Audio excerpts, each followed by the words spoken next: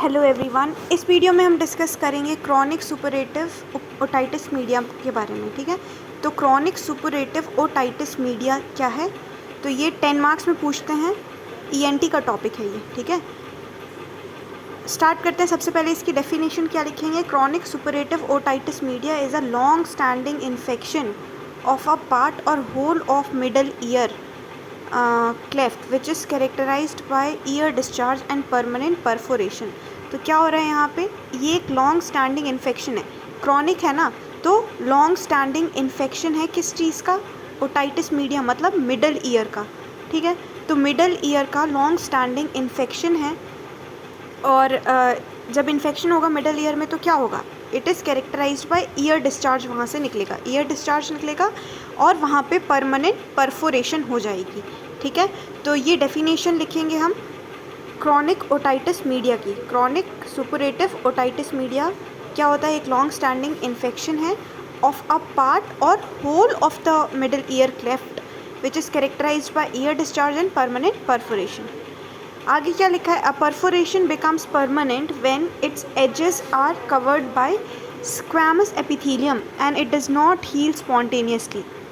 A permanent perforation can be likened to an epithelium lined fistula tract, और अगर वहाँ पे परफोरेशन हो जाएगा तो वहाँ पे एक फिशुला भी बन सकता है। तो ये लिखिए डेफिनेशन और इंट्रो में। ठीक है, तो बस हम डेफिनेशन लिखेंगे कि it is a long standing infection of middle year partly or whole and it is characterized by ear discharge and permanent perforation, and this permanent perforation can be converted into epithelium lined fistulous tract.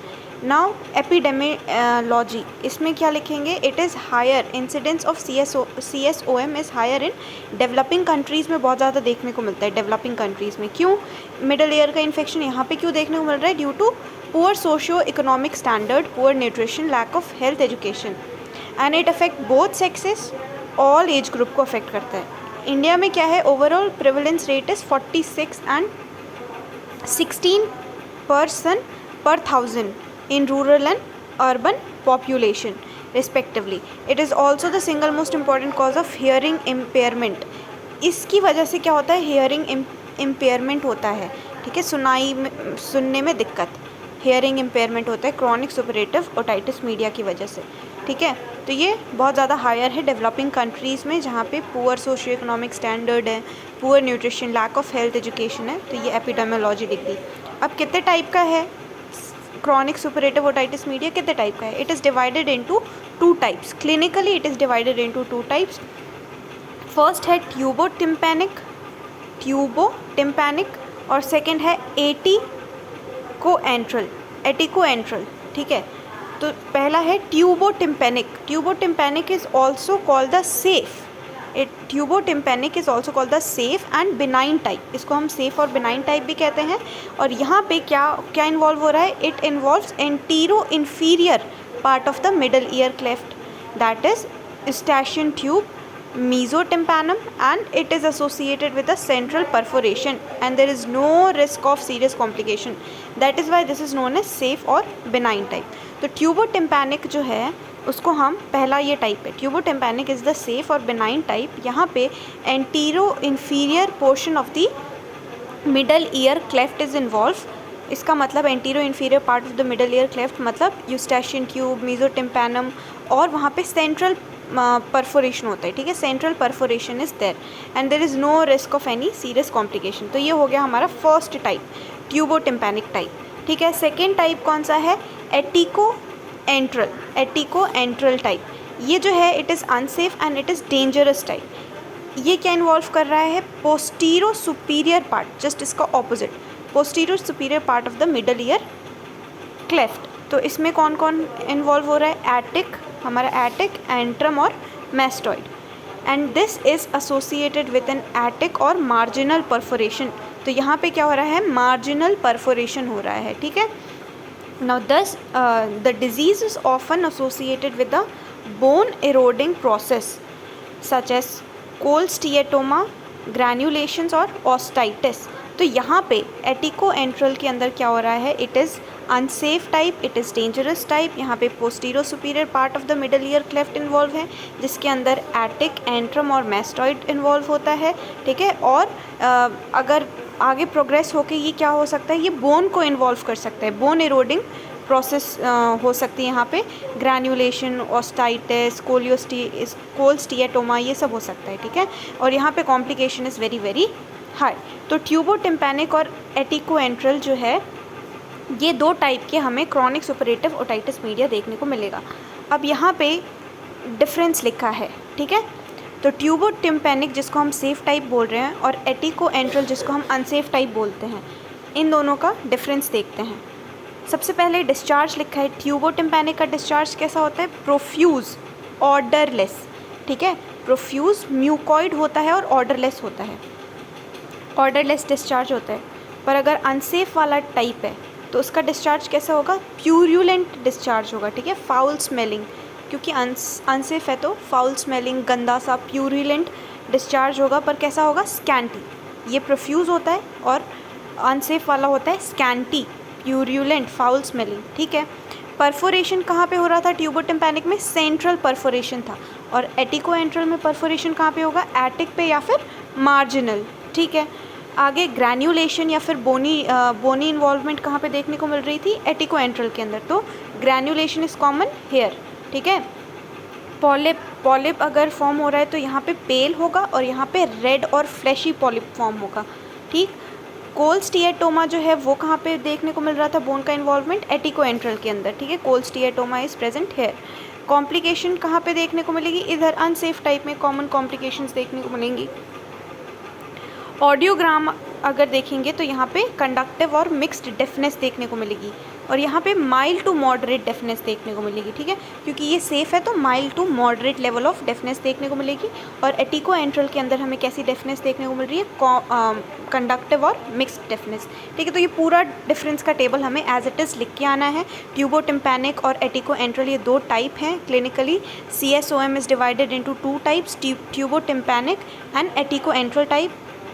फिर उसका discharge बताओ, यहाँ पे प्रोफ्यूज़, mucoid, odourless discharge होता है, यहाँ पे scanty, purulent, foul smelling discharge होता है, यहाँ पे परफोरेशन सेंट्रल है, यहाँ पे एटिक और मार्जिनल परफोरेशन होता है। ग्रैन्युलेशन इसका फीचर है अनसेफ वाले का, कोलस्टिएटोमा इधर का फीचर है अनसेफ वाले का, ठीक है। कॉम्प्लिकेशन अनसेफ वाले साइड होती है। और ऑडियोग्राम में यहाँ पे ज़्यादा कंडक्टिव मिक्स डेफनेस देखने को मिलेगी और यहाँ पे माइल्ड टू मॉडरेट डेफनेस देखने को मिलेगी, ठीक है। मेन चीज़ एक चीज़ क्या थी, पॉलिप। तो यहाँ ट्यूबोटिम्पैनिक के अंदर पेल पॉलिप देखने को मिल रहा था, एटिकोएंट्रल के अंदर रेड एंड फ्लैशी पॉलिप देखने को मिलेगा। तो ये हमने सबसे पहले क्रॉनिक सुपरेटिव ओटाइटिस मीडिया की हम सबसे पहले क्या लिखेंगे, डेफिनेशन लिखेंगे। तो डेफिनेशन में हमने क्या देखा, it is a long standing infection of a part or whole of the middle ear cleft and which is characterised by ear discharge देखने को मिलेगा हमें यहाँ पे, एंड परफोरेशन देखने को मिलेगा। And this perforation can B turned into epithelium line फिशुला का ट्रैक बन सकता है यहाँ पे। दो टाइप फिर इंसिडेंस देखा था हमने कि ये higher CSOM is higher in developing countries due to three main reason, poor socio economic standard, poor nutrition, lack of health education, ठीक है। और यहाँ पे all ages, all sexes, both the sexes को इन्वॉल्व करता है ये। क्लिनिकली दो टाइप देख लिया हमने, ट्यूबोटिम्पैनिक which is the safe type and एटिकोएंट्रल which is unsafe type। अब हमने वो भी लिख दिया है ना, अब हमें पढ़ना है डायरेक्ट इसके क्लिनिकल फीचर्स। तो क्लिनिकल फीचर क्या देखने को मिलेगा हमें यहाँ पे, ईयर डिस्चार्ज देखने को मिलेगा। क्रॉनिक सुपरेटिव ओटाइटिस मीडिया में ईयर डिस्चार्ज देखने को मिलेगा, ठीक है। हमारी मिडल ईयर इन्वॉल्व है तो कान से क्या ही निकलेगा, डिस्चार्ज निकलेगा। ईयर डिस्चार्ज देखने को मिलेगा, कैसा, नॉन ऑफेंसिव, म्यूकॉइड या म्यूकोप्यूरुलेंट हो सकता है, कांस्टेंट और इंटरमिटेंट। एयर डिस्चार्ज देखने को मिल रहा है। The discharge appear mostly at time of upper respiratory tract infection or on accidental entry of water into ear. तो कब ईयर डिस्चार्ज देखने को मिलेगा हमें, जब भी उस इंसान को अपर रेस्पिरेटरी ट्रैक्ट इन्फेक्शन होगा, ठीक है, या फिर accidental entry of water into the year, नहाते टाइम या फिर स्विमिंग करते टाइम अगर पानी कान में जा रहा है तब उसको ये ईयर डिस्चार्ज देखने को मिलेगा। Non offensive, mucoid, mucopurulent, intermittent type का ईयर डिस्चार्ज देखने को मिलेगा, ठीक। ये फर्स्ट क्लिनिकल फीचर हो गया, first symptom. Second, hearing loss, it is conductive type. Severity varies but rarely exceeds 50 decibel. Sometimes the patient reports of a paradoxical effect. Hears better in presence of discharge than when the ear is dry. तो बहुत ही अजीब बात है ये कि कभी कभी उसको ऐसा लगता है कि जब कान के अंदर जब डिस्चार्ज प्रेजेंट होता है तभी उसको अच्छे ढंग से सुनाई देता है, ठीक है। तो ये ऐसा कुछ सिम्टम देखने को मिलेगा कि कहेगा कि अरे जब मेरे कान में ऐसा डिस्चार्ज रहता है तब मुझे अच्छे से एकदम क्लियर सुनाई देता है in comparison when the year is dry. तो ये एक पैराडॉक्सिकल सिम्टम देखने को मिलेगा हमें हियरिंग लॉस में। हियरिंग लॉस इसका कैसा है, conductive type of hearing loss है, ईयर डिस्चार्ज हो गया। नेक्स्ट सिम्टम क्या देखने को मिल रहा है हमें, perforation. Perforation is always and always central if it is tubotympanic type. अच्छा, तो ये हम ट्यूबोटिम्पैनिक टाइप के क्लिनिकल फीचर देख रहे हैं, ठीक है। तो it is central, it may lie anterior, posterior or inferior to the handle of malleus. तो हैंडल ऑफ मेल, तो यहाँ पे डायग्राम बना है, हैंडल ऑफ ये सेंट्रल परफोरेशन एंटीरियर, तो हैंडल ऑफ मेलियस के एंटीरियर हो सकता है, ठीक है, एंटीरियर,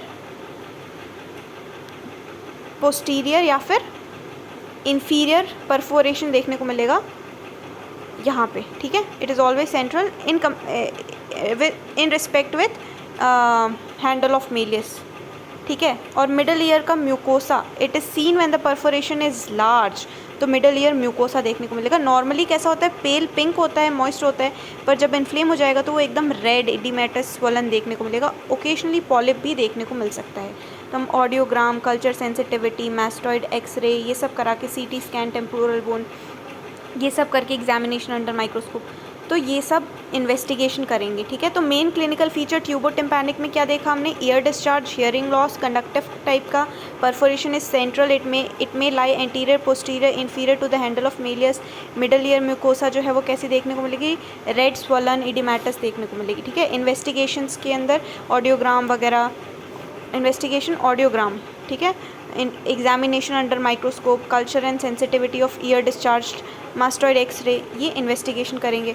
ट्रीटमेंट में ऑरल, टॉयलेट और ईयर ड्रॉप्स ये ट्रीटमेंट लिखा है, ठीक है। तो ये इतना इम्पोर्टेंट नहीं है। अब एटिको एंट्रल टाइप के क्लिनिकल फीचर देखते हैं। इटियोलॉजी, सिम्टम्स, तो इसके भी सिम्टम्स क्या होंगे, ईयर डिस्चार्ज होगा, पर कैसा हमने देख ही लिया था, इसका ईयर डिस्चार्ज होता है स्कैंटी, प्यूरुलेंट और फाउल स्मेलिंग ईयर डिस्चार्ज देखने को मिल रहा था।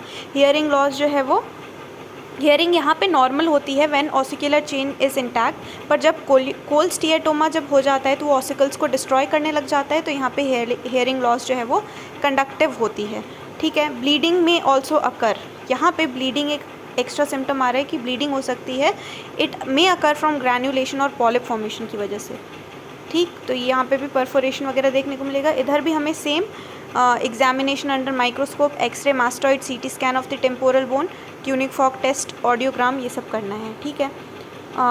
कॉम्प्लिकेशंस क्या हो सकता है, तो कॉम्प्लिकेशन क्या होगा CSOM में, कॉम्प्लिकेशन क्या होगा, pain is uncommon in uncomplicated CSOM। तो देखो पेन, इतना सीरियस पेन उसको नहीं होगा। पेन उसको कब होगा, it is due to otitis externa associated discharging, तो इसमें it's presence is considered serious as it में इंडिकेट एक्स्ट्रा ड्यूरल पेरीसाइनस और ब्रेन एब्सेस। वैसे तो CSOM में पेन नहीं होता है, अब वो चला ही गया, पेज ही चला गया।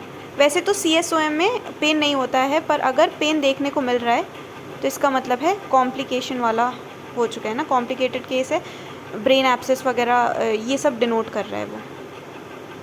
तो अब ये मिलेगा, ठीक है। तो उसमें बस डेफिनेशन टाइप बताना है, हमें उससे डिफरेंस का टेबल बताना है और क्लिनिकल फीचर बताना है, ठीक है।